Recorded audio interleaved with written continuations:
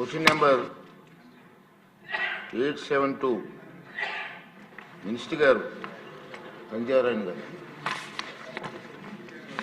ధన్యవాదాలు అధ్యక్ష. అధ్యక్ష, మొదటి ప్రశ్నకు సమాధానం. ఆంధ్రప్రదేశ్ వ్యాప్తంగా 26 జిల్లాల్లో 55,746 అంగన్వాడీ కేంద్రాలు ఉన్నాయి అధ్యక్ష. బి ప్రశ్నకు సమాధానం లేదండి. సి ప్రశ్నకు సమాధానం ఈ ప్రశ్న ఉత్పన్నం కాదండి. థ్యాంక్ యూ అధ్యక్ష.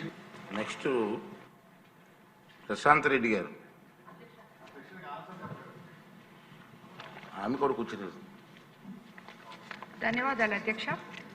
అధ్యక్ష, కూటమి ప్రభుత్వం ఎన్నికల్లో చెప్పిన హామీలు సూపర్ 6 సూపర్ హిట్ చేసిన నిజమైన సంక్షేమాన్ని ప్రజలకి అందించిన మన ముఖ్యమంత్రి చంద్రబాబు నాయుడు గారికి ముందుగా ధన్యవాదాలు తెలుపుకుంటున్నాను అధ్యక్ష. అధ్యక్ష, అంగన్వాడీలు అంటే అమ్మ లాంటి సేవలు అందించేవారు.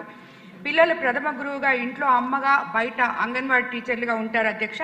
అదేవిధంగా అధ్యక్ష, గత ప్రభుత్వం హయాంలో అంగన్వాడీ టీచర్ల మీద పెట్టిన అక్రమ కేసులు ఎత్తివేయాలని చెప్పి మీ ద్వారా తెలియజేసుకుంటున్నాను అధ్యక్ష.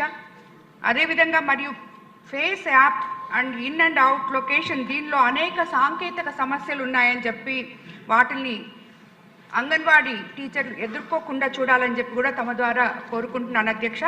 అంగన్వాడీ కేంద్రాల అభివృద్ధి కోసం, ఉద్యోగుల సంక్షేమం కోసం 2014లో నూతన రాష్ట్రం ఏర్పాటులో కూటమి ప్రభుత్వం ఆ రోజు 4,200 రూపాయల జీతాన్ని ఒక్కసారిగా 10,500 రూపాయలకి పెంచి ఇచ్చిన ఘనత మన ముఖ్యమంత్రి గారికే దక్కుతుంది అధ్యక్ష. రాష్ట్ర ప్రభుత్వం ఇటీవల ప్రవేశపెట్టిన జీవో ఆర్టీ నంబర్ 116కి సంబంధించి రాష్ట్రంలో ఉన్న 7,000 మినీ అంగన్వాడీ కేంద్రాల్లో 4,687 మెయిన్ అంగన్వాడీ కేంద్రాలు అప్గ్రేడ్ చేయడం జరిగింది అధ్యక్ష.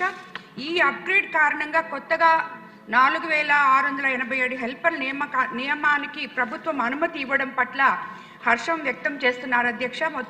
అదేవిధంగా అధ్యక్ష, నెల్లూరు జిల్లాలో యానాది తెగకు చెందిన గిరిజనులు ఎక్కువగా నివసించేది ఒక కొవ్వూరు నియోజకవర్గంలోనే అధ్యక్ష. ఈ నియోజకవర్గంలో 138 గిరిజన కాలనీలో దాదాపు 35,000 మంది గిరిజనులు నివసిస్తున్నారు అధ్యక్ష. గిరిజన గర్భిణీ స్త్రీలు మరియు పిల్లలు ఎక్కువగా అంగన్వాడీ కేంద్రాల మీద ఆధారపడి ఉంటారు అధ్యక్ష. కొవ్వూరు నియోజకవర్గంలో మొత్తం 407 అంగన్వాడీ సెంటర్లు ఉంటే 212 అంగన్వాడీ కేంద్రాలు సొంత భవనాల్లో కొనసాగుతుండగా 115 అంగన్వాడీ సెంటర్లు అద్దె భవనాల్లో ఉన్నాయి అధ్యక్ష.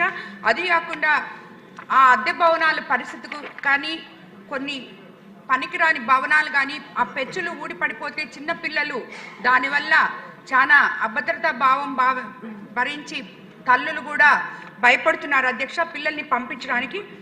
అధ్యక్ష, అద్దె భవనాల్లో నివసిస్తున్న అంగన్వాడీ సెంటర్లకు సొంత భవనాలు ఏర్పాటు చేసి మరియు పూర్వ భవనాలకు మౌలిక సదుపాయాలు కల్పించాల్సిందిగా మీ ద్వారా మహిళా శిశు సంక్షేమ శాఖ మంత్రి గారిని మనవి చేసుకుంటున్నాను అధ్యక్ష.